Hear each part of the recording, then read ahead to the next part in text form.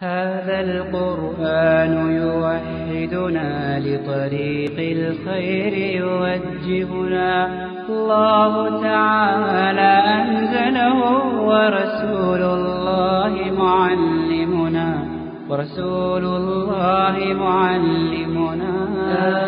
الحمد لله رب العالمين إن الحمد لله نحمده ونستعينه ونستغفره ونتوب إليه ونعوذ بالله من شرور أنفسنا ومن سيئات أعمالنا من يهده الله فلا مضل له ومن يضلل فلا هادي له وأشهد أن لا إله إلا الله وحده لا شريك له وأشهد أن محمدا عبده ورسوله اللهم صل على محمد وعلى آل محمد كما صليت على إبراهيم وعلى آل إبراهيم في العالمين إنك حميد مجيد.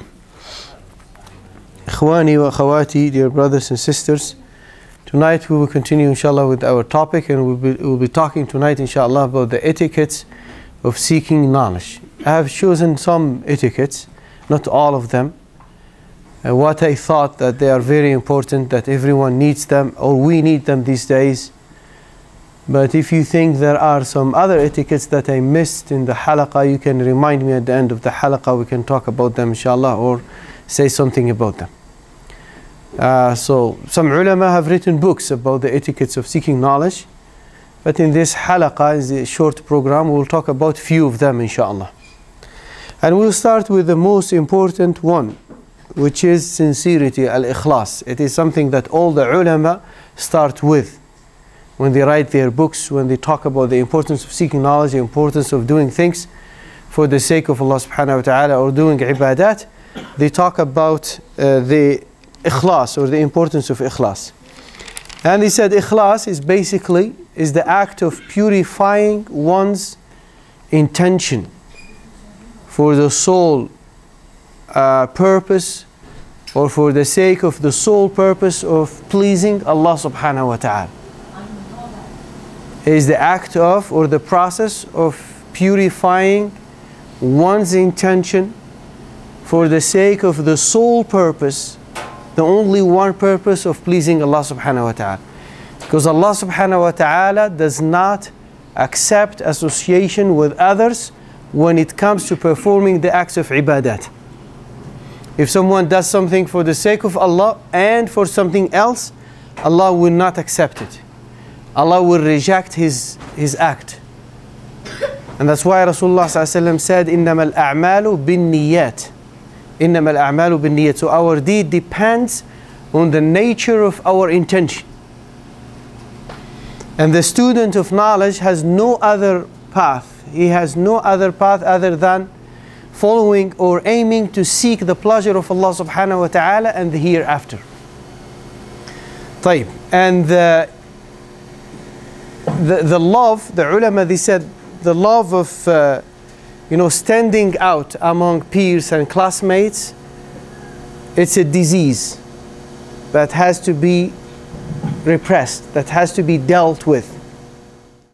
There are many hadith that in which Rasulullah ﷺ has talked about the importance of ikhlas in this process of seeking knowledge. One of them, he said, Rasulullah ﷺ, he said, whoever seeks knowledge in order to compete with the scholars, compete with other people, or to prove himself superior to the ignorant, or to make the people look up to him, Allah will cause him to enter fire. This hadith was collected by Imam Nasa'i, some other ulama, Ibn Majah, Tirmidhi. This hadith is not really strong.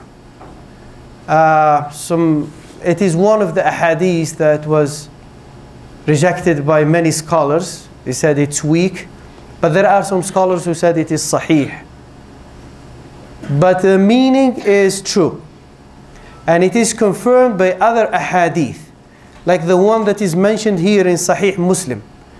And this is a hadith that Rasulullah ﷺ mentioned about 3 people, and they are the first 3 people whom Allah subhanahu wa ta'ala will pass judgment on the day of judgment. And this hadith is in Sahih Muslim. It was collected by Imam, narrated by Abu Hurairah radiallahu anhu. In some versions, they said that Abu Hurairah, whenever he talks about this hadith, he would faint. And then he would wake up again and talk about the content of this hadith. So in this hadith, Abu Hurairah said, narrating from Rasulullah sallallahu alaihi wasallam, that the first of the people whom judgment will be passed on the day of judgment.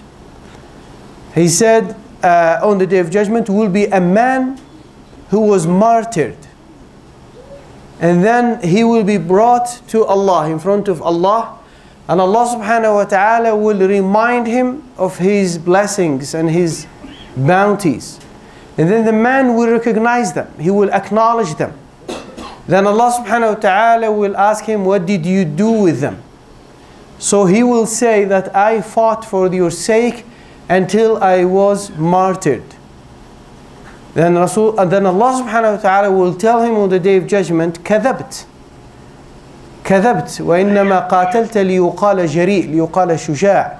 You have fought so that it would be said you are brave, or he is a brave. And it was said, فأمر به فسحب على وجهه فألقي في النار. So he said, he continued in the hadith, he ordered him to be dragged on his face and then thrown into the hellfire. This is the first one. The one who fought in the sake of Allah subhanahu wa ta'ala.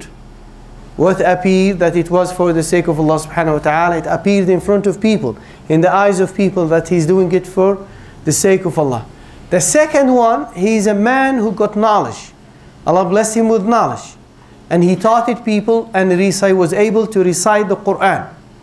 Then he will be brought in front of Allah subhanahu wa ta'ala. Allah will ask him the same, or he will remind him about his bounties and his blessings. And when he will acknowledge them. Then Allah subhanahu wa ta'ala will ask him the same question, what did you do with them? He will say, I learned knowledge and I taught it to people and I recited Quran for your sake. He will say, كذبت, you are lying. You did what you did, so it would be said that he is knowledgeable. He's a scholar. وَأُمِرَ بِهِ فَسُحِبَ عَلَى وَجْهِهِ فَأُلْقِيَ بِالنَّارِ. So he ordered him to be dragged on his face and he will be thrown in the hellfire. And the third man was a man whom Allah subhanahu wa ta'ala provided or granted him all kinds of wealth.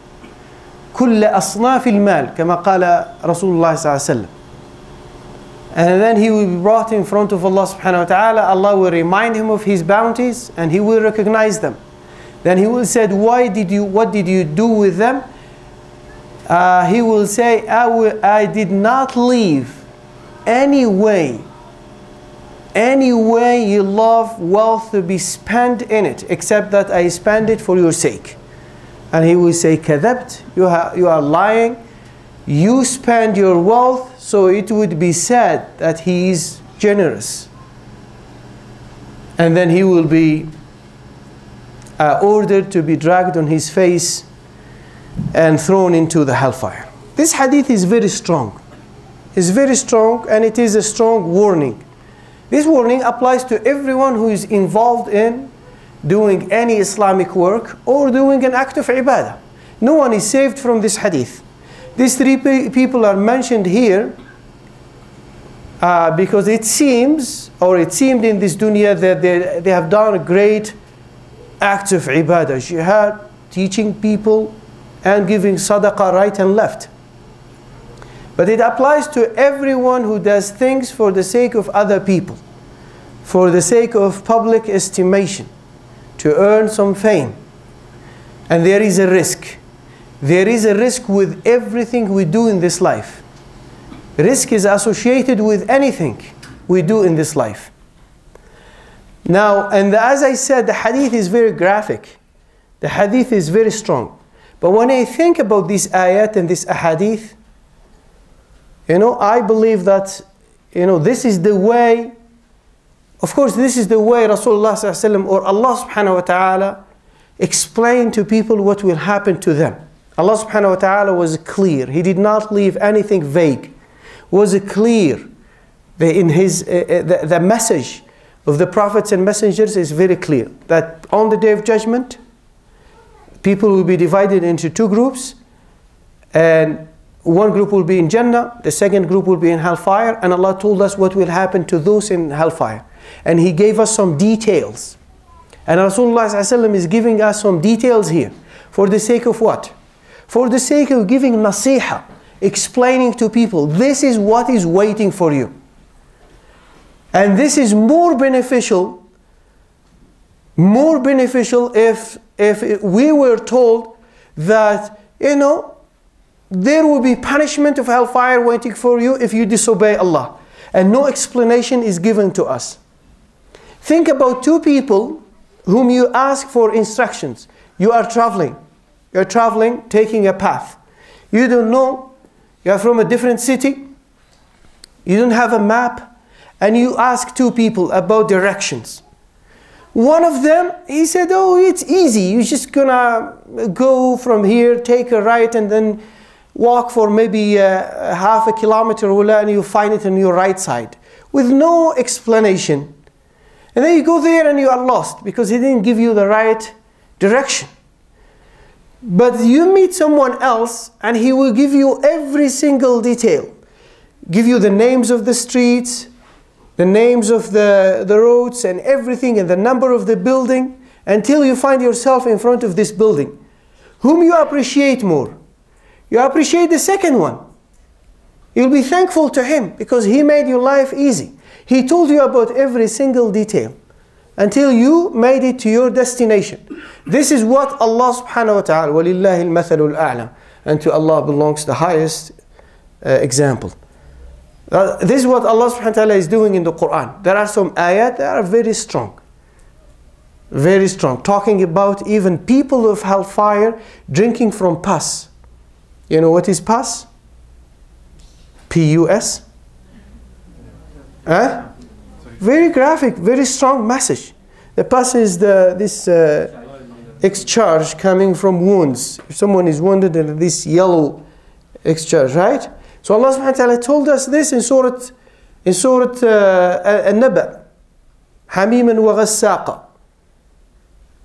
Ghassaq is, hamim is boiled, very hot water, and ghassaq is this pus. These are details given to people so they know what is waiting for them. Rasulullah ﷺ here is sending a strong message to people about ikhlas, about seeking the pleasure of Allah subhanahu wa ta'ala and seeking knowledge. Now, but we have to have a balanced view. We have to have, because there are some people who go to extremes. When they hear this hadith and ayat, they said, they stay home to tell you the truth. And this is a weakness. This is something that Allah subhanahu wa ta'ala doesn't want you to do. This is what shaitan wants you to do. Say, I'm not sure about my niyyah. I'm not sure about my ikhlas. So I'm not going to give a khutbah. I'm not going to do a halaqah.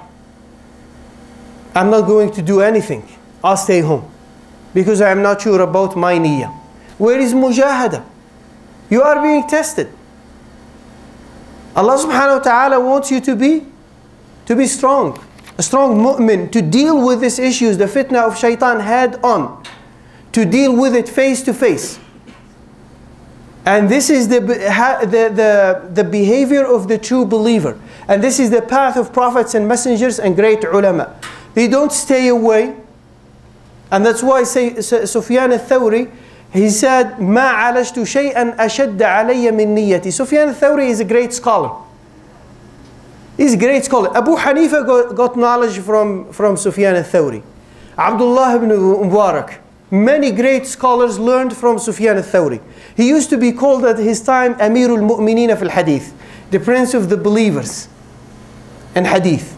Many great scholars of Hadith got knowledge from Sufyan al-Thawri. And yet he is saying, the most difficult thing I dealt with in my life is my intention. The most difficult thing I dealt with in my life is my intention. Now, what should we do when we are involved in da'wah work? We are reciting Quran. We are learning the Quran. Can I say tomorrow, this Sunday, مثلا, I'm not going to meet Sheikh Hacene. I don't want to learn from Quran because I'm concerned about my niyyah. I'm not sure about my intention. And you stay a jahil, you stay an ignorant person, and you don't know how to recite Quran. If people don't find an imam and then you lead them with you lead the salat, you'll be making big mistakes, major mistakes in your recitation. You cannot do that. So the only option for you and for me and for everyone is to seek knowledge. But we have to do few things. Number one, you have to hate, you have to watch for our inner thoughts.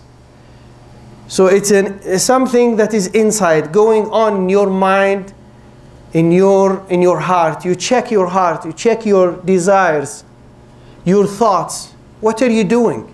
And this is the behavior of a true believers. They always check their niyyah, their intention. Are they doing it for the sake of Allah subhanahu wa ta'ala? This is your mujahada. Allah subhanahu wa ta'ala said, وَالَّذِينَ جَاهَدُوا فِينَا لَنَهْدِيَنَّهُمْ سُبُولَنَا. So number one, after if you feel that you have this problem, you should hate those feelings. You don't want to do things for the sake, other than the sake of Allah subhanahu wa ta'ala. You don't want to donate in front of people looking for public estimation, or looking for fame, or for praise. You don't want this. You don't want to go Hajj to make Hajj and come back with a title. And you are happy when people call you Haji or Hajj. And if they don't call you Haji, then you are upset. No, you don't want to do that because you don't care about that. You care about the reward, the hasanat, the ajr. So you should hate those feelings. This is number one. And number two, you should seek Allah's refuge. You seek refuge in Allah subhanahu wa ta'ala from committing shirk, because riya, showing off, is an act of shirk, but it is not a major shirk, it is a minor shirk. And Rasulullah sallallahu alaihi wasallam taught us a dua. There is a cure for everything, ya ikhwan, in the Quran, in the book of Allah, and the sunnah of Rasulullah sallallahu alaihi wasallam. So Rasulullah sallallahu alaihi wasallam said, if you have this problem, you are facing this problem, you always say a dua, beautiful dua, and Allah subhanahu wa ta'ala will protect you from this problem. Allahumma inni a'udhu bika an ushrika bika wa ana a'lam wa astaghfiruka lima la a'lam. This is beautiful dua. You say it in every salat, especially if you are involved in da'wah. You're helping in a masjid. Even if you are not giving halaqat, but you are a member of a board, you are a trustee, you are the amir of a group, you are in charge of a Muslim organization. You are doing anything for the sake of Allah subhanahu wa ta'ala, you should always say this dua in your salat. Allahumma inni a'udhu bika an ushrika bika wa ana a'lam wa astaghfiruka lima la a'lam. Oh Allah, I take refuge in you lest I should commit shirk with you knowingly, and I seek refuge or your forgiveness for what I do unknowingly. So this is number two. This is the second step. And the third step is, do not cancel any da'wah program. Do not give up seeking knowledge. Do not stop. If you want to pray, do 2 rak'ahs, مثلا. And then you are sitting down with a group of people. And it's morning time, 10 o'clock or 9 o'clock. And then you got an idea. You want to pray Salat al-Duha. You should stand up and pray. Shaitan will tell you, you're doing riya, you're showing off, Try to earn some praise from people, some fame that you pray Salat al-Duha and everything. Shaitan might try to stop you. Do it. Go and do it. And ask Allah subhanahu wa ta'ala to help you purify your intention. This is how you should deal with it. Don't give up. Because this is what Shaitan wants you. He wants you to stay home. Don't do anything. Don't get involved in anything. And then you will lose a lot of reward. You'll be one of the losers. Because Allah subhanahu wa ta'ala said, إِلَّا الَّذِينَ آمَنُوا وَعَمِلُوا الصَّالِحَاتِ. And one of amal salihat is seeking knowledge, is praying, is helping other Muslims, doing da'wah work, doing anything for the sake of Allah subhanahu wa ta'ala, giving support to the masajid, being involved in Muslim schools. So these are a'mal al-salihat. إِلَّا الَّذِينَ آمَنُوا. He didn't say and stayed in their houses. No. وَعَمِلُوا الصَّالِحَاتِ وَتَوَاصَوْا بِالْحَقِّ. They advise each other, they exhort each other to abide by the truth. وَتَوَاصَوْا بِالصَّبْرِ. They advise each other or admonish each other to be patient. طيب. I said that many ulama faced this problem. Some of them said, طَلَبْنَا الْعِلْمَ لِغَيْرِ اللَّهِ فَأَبَى إِلَّا أَنْ يَكُونَ لِلَّهِ. So they said, we sought knowledge for other than Allah's sake. But he refused that it be for anything other than him. So this is one explanation. The other explanation, that the ilm itself refused to be dedicated for something else beside Allah. This statement has two explanations. طَلَبْنَا الْعِلْمَ لِغَيْرِ اللَّهِ. These are great scholars making this statement. When we started looking for knowledge, sitting in halaqat and listening to mashayikh, our niyyah was not pure, was not for the sake of Allah subhanahu wa ta'ala, لِغَيْرِ اللَّهِ, for something else. فَأَبَى إِلَّا أَنْ يَكُونَ لِلَّهِ. So they said, he refused, the first explanation, Allah refused. Allah refused that it be for anything other than him subhanahu wa ta'ala. The other explanation, knowledge itself refused to be dedicated for something else beside Allah. So how do we understand the second part, second explanation? That when these ulama, these scholars, the students of knowledge, they knew about the importance of ikhlas, they started working on their niyyah. In the beginning, when they started seeking knowledge, they were not really serious about it. Oh, let's go to listen to this sheikh, listen to this. It's kind of entertainment. But then when they started coming and listening to the hadith and the ayat, they knew about the importance of ikhlas. And then now they said, oh, the matter is very dangerous. It's very serious.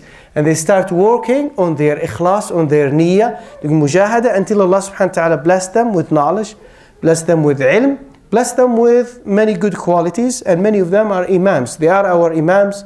When we mention their names, we say rahimahullah, and we love them for the sake of Allah subhanahu wa ta'ala, and we are supposed to make dua to them.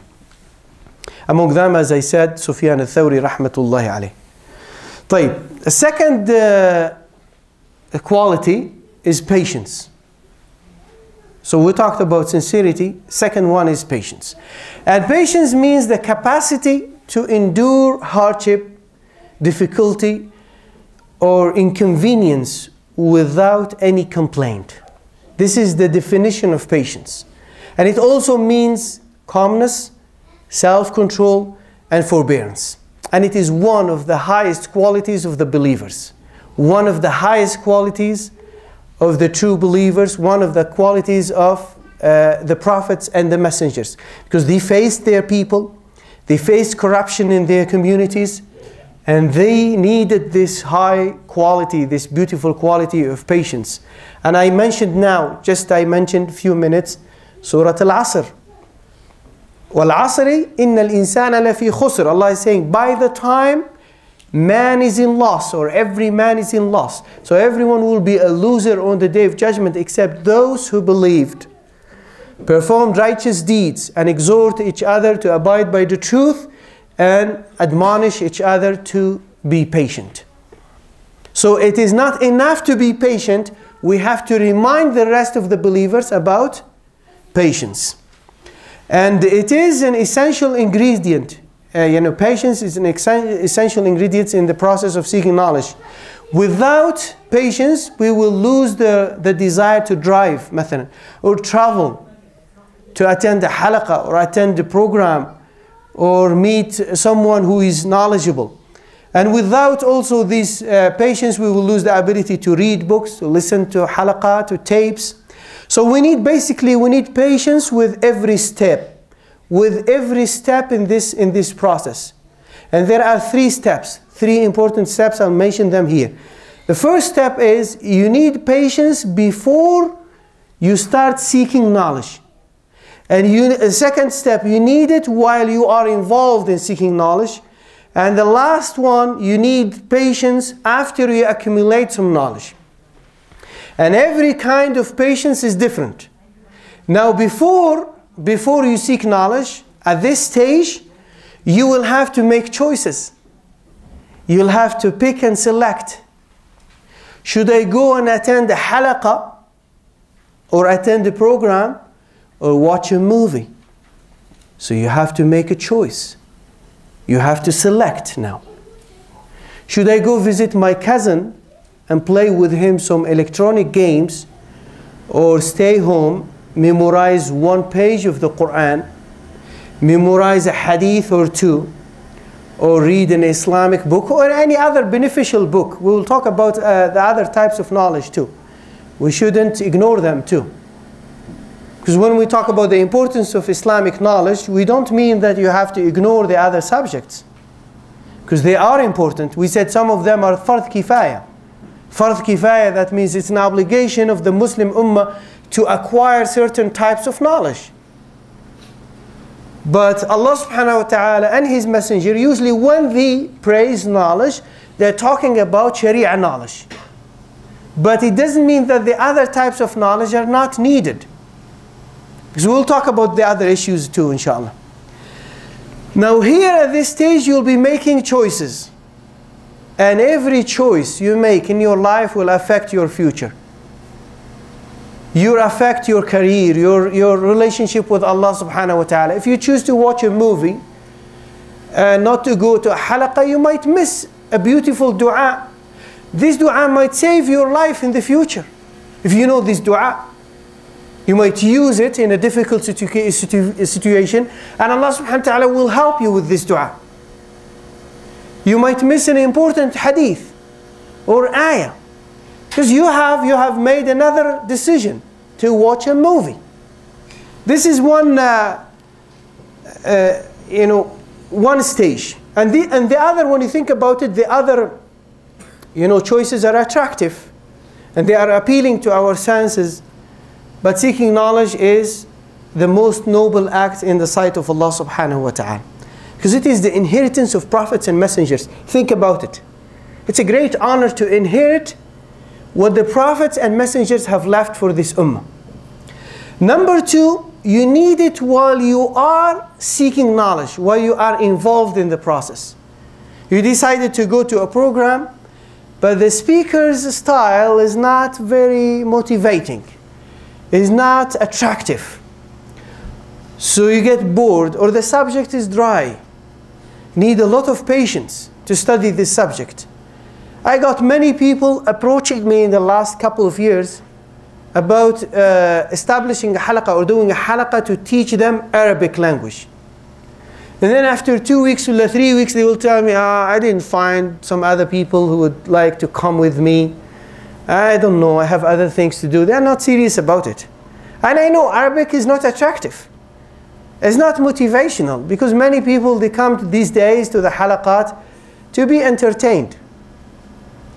That's why you ask them after the halaqah, what did you learn? It was an amazing speech. Wow, wonderful. What did you learn? Did you memorize a hadith or an ayah? Yes, he mentioned that hadith where Sahabi, he did this and this and this and that. And after 2 weeks, the hadith itself is gone and nothing is left. Because we're not serious about it. We reduce ourselves to a generation who is entertained by attending halaqat and programs. Or you go to a halaqah or program and you have to deal with people who are rude sometimes. They don't have good manners. You ask a question and they start laughing. Oh my God. And you don't like it. And you think that they are laughing about you. And they say, I'm not going to go to this program anymore. Here you need patience. You shouldn't care about other people, what they think about you. If you believe that you are doing something great, doing something for the sake of Allah subhanahu wa ta'ala, it is highly recommended, highly praised in the Quran and the Sunnah. Why do you care about what other people, how they think about you? And I'm talking about these issues. I didn't get these issues from books, based on experience. Based on experience. One time we were doing a program about Ramadan. A guy was very excited about this program. He came for the first halaqah. At the end of the halaqah, he asked a question. Everyone started laughing, especially young people. And he was a senior brother, and he didn't show up after that. He was very excited, taking notes. He wanted to come, attend the halaqah, but because I saw his reaction when people started laughing. When they started laughing, I saw his reaction. His face became red and he was embarrassed. So here you need patience. The third stage, you need it after you accumulate some knowledge. You learn some hadith, some ayat now. Here there are things that you need to avoid. You learn some Shariah rulings. You read a book. You read an article.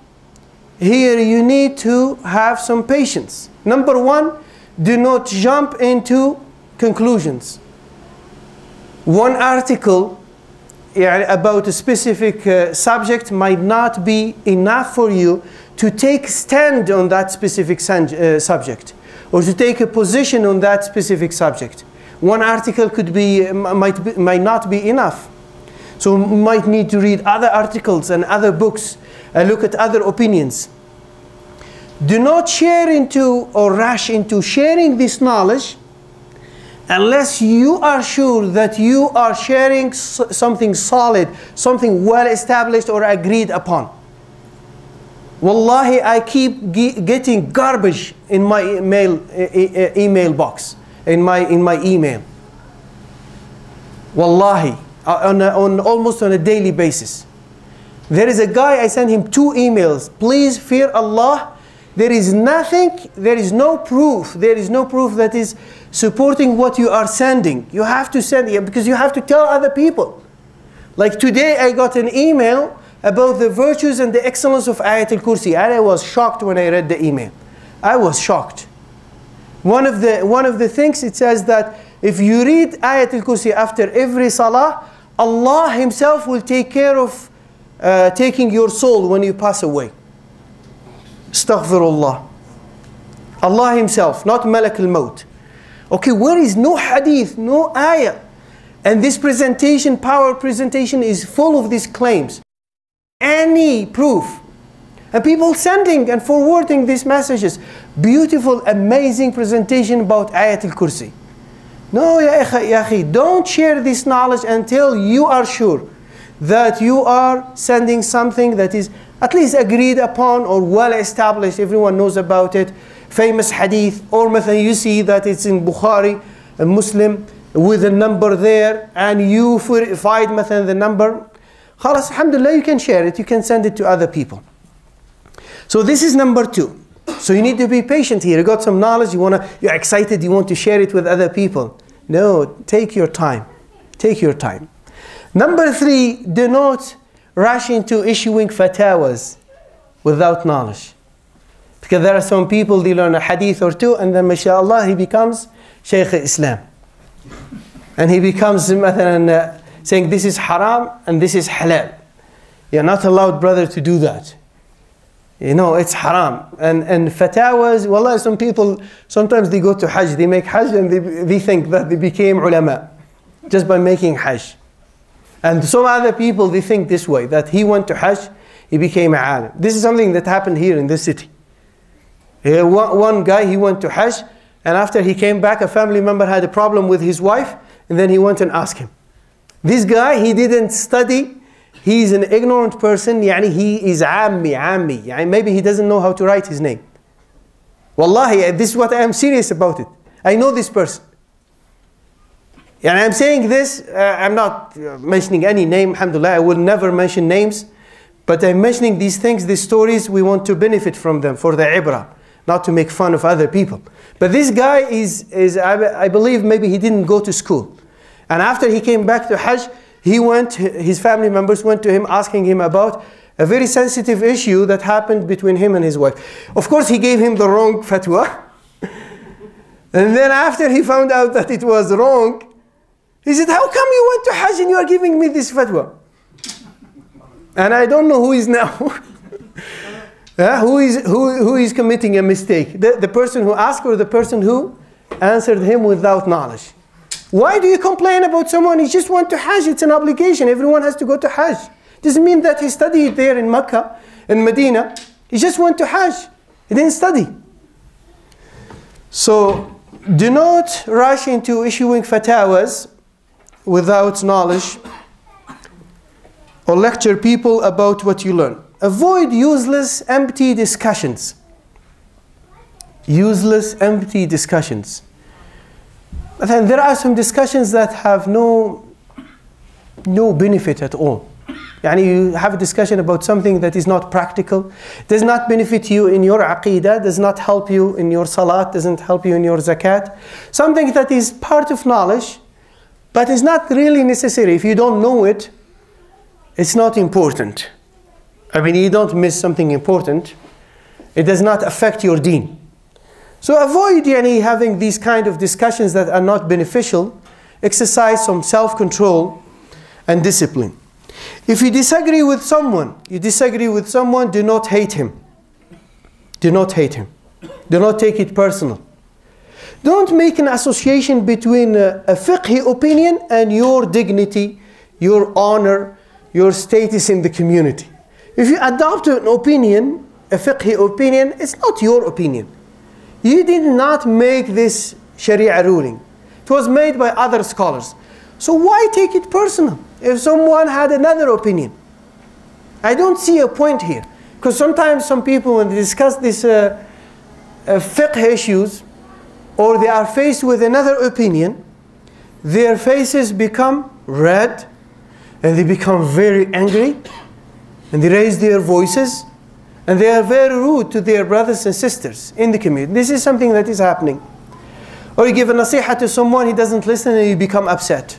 He didn't listen, okay, that's his business. Then he will deal with it on the day of judgment. Allah subhanahu wa ta'ala will deal with him. You did your part. Don't take it personal. طيب. Number 3, this is patience. We talked about patience.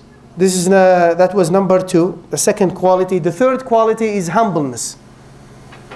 The quality of humbleness is marked by modesty in behavior and attitude. This is what the people who defined, humbleness, they said it is the ability to curtail and destroy your pride, the pride of your nafs.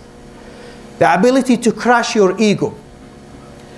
And the Messenger of Allah sallallahu alayhi wa sallam said, ثلاث أقسم عليهن ثلاث أقسم عليهن ما نقص مال من صدقة وما زاد الله عبدا بعفو إلا عزا ومن تواضع لله رفعه الله.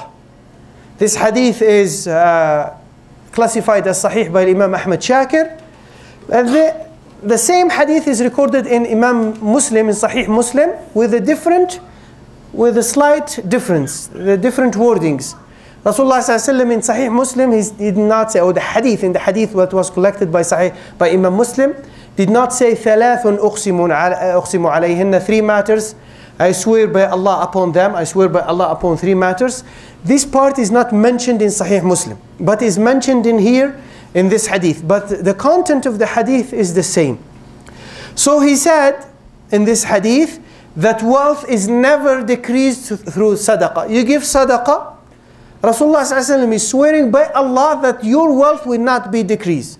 You give $500, you give $1,000 for the sake of Allah, your wealth will never be decreased. That means Allah subhanahu wa ta'ala will increase your wealth. You didn't lose anything. And you get your reward. The second one, he said, Allah will always honor the status of the one who forgives others. There are people, mashallah, who forgive others. They like to forgive. They love to forgive. If someone commits a mistake or hurt them by anything, mashallah, they are easygoing. But there are people, mashallah, they are very tough. And say, I will never forgive you. But Allah, if you forgive people, Allah subhanahu wa ta'ala will honor your status in dunya and al-akhirah. And this is what Rasulullah ﷺ is making an oath. He's making an oath by Allah that Allah subhanahu wa ta'ala will always honor the person who likes to forgive other people. And the second part, or the last part, he said, no one humbles himself for Allah except that Allah will raise him, will exalt him in ranks. Allah subhanahu wa ta'ala will exalt his status. No one humbles himself for Allah. So if you are asked to do something for the sake of Allah subhanahu wa ta'ala, and you feel that, oh, you shouldn't be doing this, it's not befitting that you do this, but it's something good, Allah subhanahu wa ta'ala likes it, so you do it and you humble yourself for the sake of Allah subhanahu wa ta'ala. مثلا, seeking knowledge from someone who is younger than you. This is an act of humbleness. You find someone who is 19 years old, mashallah, he's a scholar, he's alim. You go and sit down in front of him and ask him about the hadith. There is a great prophet who did something like that. Who is he in the Quran? Na'am? Musa alayhi salam, mashallah, that's beautiful. Musa alayhi salam.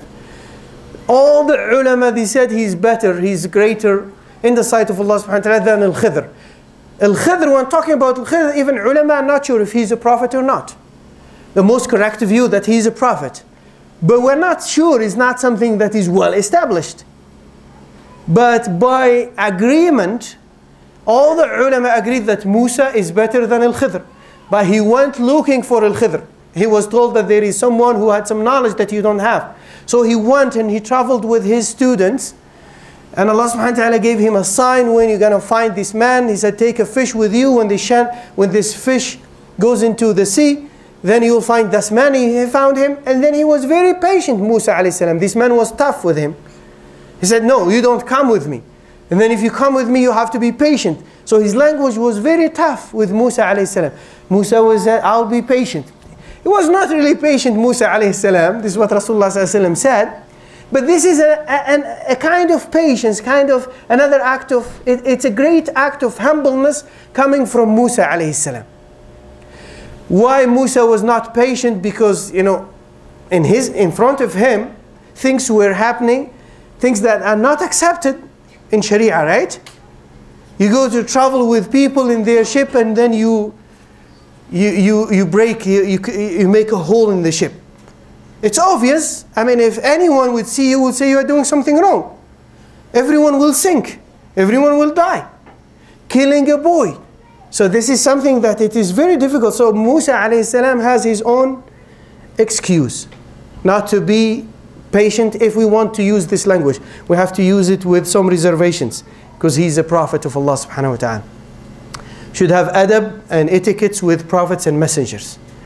But it's a great act of humbleness. He was very humble. He looked for this man, he met him, and he asked him to teach him the knowledge that he didn't have at that time. And one of the qualities of scholars, true scholars, is that whenever they learn something new, they increase in humbleness. It's like a tree. The more this tree is loaded with fruit, its branches will go lower, right?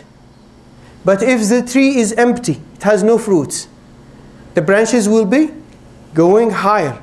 So it's like al-mutakabbir. They said al-mutakabbir katta'ir kullama ala fi as-sama' saghura fi a'yun an-nas. The one who is arrogant is like a bird. The more it goes higher, higher, higher in the sky, it will become what? Small in the eyes of people. And this is the arrogant, this is the example of the arrogant person.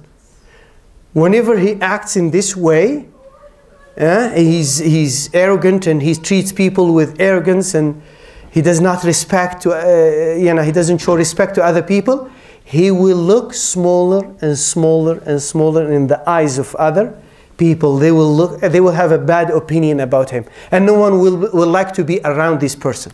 No one would like to deal with this person. Hey, he's arrogant. I don't want to deal with him.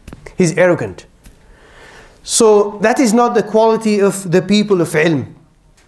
They realize that they learned something new. That means they were ignorant before. They didn't know about it. So they realized their ignorance, and that it is impossible for them to encompass all branches of knowledge. And this is true. If you are good at hadith, maybe you are not good at fiqh. If you are excellent in tafsir, in the knowledge of tafsir, maybe you're not good at hadith. You need someone else to help you with the ilm of hadith. So it's very tough for one scholar to encompass or to be excellent or to excel in all branches of knowledge. So we always need the help of other people. There are some simple ways to increase humbleness in our life. So we talk about the problem tonight, and we talk about the solution. We don't talk about the problem, because this is what we used to do. We always talk about ikhlas, but what to do if you are faced with problems, with bad feelings, with desires of, standing out among your peers, and you have this problem, how to deal with it. So we mentioned 3 steps, right? What are the 3 steps? Who can remind me of the 3 steps? Huh? Well, when we talked about intention, we said there are 3 steps that we have to do when we deal with this problem. The first one, you have to hate these feelings. You are not happy and not satisfied with them. Second one, you do dua all the time, asking Allah subhanahu wa ta'ala to help you with ikhlas. Allahumma inni a'udhu bika an ushrika bika wa ana a'lam wa astaghfiruka lima la a'lam. The third step is shaitan tells you, don't go to the masjid because you will be showing off. Don't do this halaqah, you will be showing off. What do? You do it. Don't cancel program. Don't stop going to the masjid. If you want to recite the Quran. But work on in front of people, but work on your ikhlas. So these are the solution. Now, humbleness. The ulama, he said, thanks others. Build the habit of thanking other people. Thanking other people. This will increase the quality of humbleness in your personality. Allah subhanahu wa ta'ala said, Rasulullah sallallahu alayhi wa sallam said, "Man la yashkur nas la yashkur Allah." The one who does not thank other people will not be thankful to Allah. Whenever they do something good, they help you with something, Jazakallah khair akhi, Barakallahu feek. Without the help of your help, after the help of Allah, we will not be able to achieve what we achieved today. So try to thank people all the time. Number 2, they said redirect praise. Redirect it. So if they praise you, always redirect praise to the people who trained you, who helped you, who were patient with you, who support you in any way. So don't always trade the credit to yourself. I did it. I did it. I was able to do it. Always, if you say I was able to do something, with the tawfiq of Allah, with the help of Allah. So you refer everything to Allah subhanahu wa ta'ala. And that's why some Sahaba said, كان الرجل من أصحاب النبي صلى الله عليه وسلم إذا زكي قال, the Sahaba, that was their habit. اللهم لا تؤاخذني بما يقولون واغفر لي ما لا يعلمون. يعني the Sahaba, if they are praised, they would say, oh Allah, do not take me to account because of what they are saying about me. Because of what they say about me. Oh Allah, take me to, I don't like it. They are praising me, but it's not, you have no control over it. Sometimes people come to your face and say, oh mashallah, you did a good job. But you didn't ask them to praise you, right? So the Sahaba, they said, they used to make this dua, oh Allah, do not take me to account because of what they say about me. And forgive me of what they are not aware of. وَاغْفِرْ لِي مَا لَا يَعْلَمُونَ. I have mistakes, I have sins, I have shortcomings. Forgive me, because they don't know, people don't know about my mistakes. So forgive me for what they don't know. Some other Sahaba like Abu Bakr used to say, Allahumma ja'alni ahsana mimma yadhunnun. وَلَا تُؤَاخِذْنِي بِمَا يَقُولُونَ وَاغْفِرْ لِي مَا لَا يَعْلَمُونَ وَلَا تُؤَاخِذْنِي بِمَا يَقُولُونَ. So 2 different versions of this dua. Number 3, do not try to be right all the time. It's okay to make a mistake. It's okay if someone else is right and you made a mistake about a mas'ala. Don't try to be right all the time. Humble people do not try to outdo other people all the time, try to show that they are good or prove themselves all the time, and they have, well, especially when they have discussion. Do not be first. Give others chance to do things before you. If you are having a meeting, it's not necessarily that you start talking. Give chance to people, listen to what they say. You might benefit from someone else. He might have a good idea, smarter idea. So we will inshallah extend just this halaqah by 5 minutes to finish this program tonight very quickly inshallah, because there are some important points here.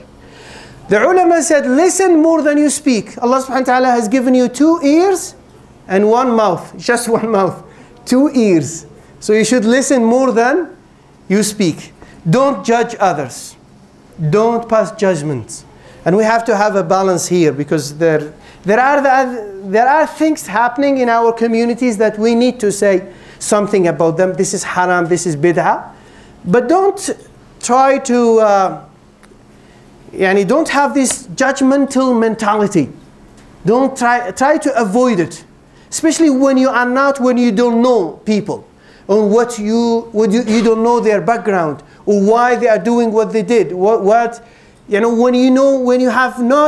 you don't have enough information about other people, don't jump into judging them or passing judgment upon other people. The ulama, they said you need to develop strong desire for seeking knowledge. You have to have high aspirations and strong drive to accumulate this knowledge. So don't be satisfied with a small amount of knowledge. If you have the ability to memorize the Quran, ya akhi, memorize it. Wallahi, everything is available to you these days. Even if you don't have the ability to come to the masjid, there are some websites, some programs that are available online. Some shuyukh, they can give you an ijazah with a sanad to Rasulullah sallallahu alaihi wasallam. You go to ijazaonline.com, ijazah with a sanad, a chain of narration to Rasulullah, online. You talk to the sheikh online. He's a sheikh from Egypt, from Al-Azhar, highly qualified, teaching you with money. But you can do it. The point is, you can do it. Everything is available nowadays. Number 5, I mentioned having higher aspiration. Number 5, moderation. لا إفراط ولا تفريط. You stay within reasonable limits. So when we say moderation, we have to avoid extreme views. So if we say, مثلا, we follow the Quran and the Sunnah, it does not mean that we do not show respect to the other people, the other ulama who disagree with you, or might be following a different ideology. Or it doesn't mean that we don't show respect to our great ulama who established the madhahib, the 4 madhahib. If we say the Quran or the Sunnah, we still show respect to Imam Malik, Abu Hanifa, Shafi'i, Ahmad, and all the other great scholars who benefited this ummah. Allah subhanahu wa ta'ala has blessed them with knowledge. And Allah subhanahu wa ta'ala blessed their, their work and their effort. They have left books. They have left students. They spent their whole life seeking knowledge and teaching people knowledge to other people. And you come in the 21st century, a young person, you learn the hadith or two, and you say, I disagree with Abu Hanifa. And you don't say even rahimahullah. No. That's not the attitude of the seeker of knowledge. That's not the attitude of Ahl al-Ilm. Ahl al-Ilm, they respect the people of knowledge. So we should have moderation. Also, when we talk about bid'ah and sunnah, we have to do it in a moderate way. You cannot label someone with bid'ah whenever you see something that you don't understand, or you don't have knowledge of. Maybe you don't know. He's doing something good. He's doing the right thing. But you don't have that knowledge. And you jump into a conclusion and label him with a bid'ah. No, take your time. Take your time.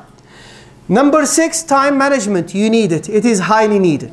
And time management was defined as the act of planning and exercising conscious control over the amount of the time spent on specific activities.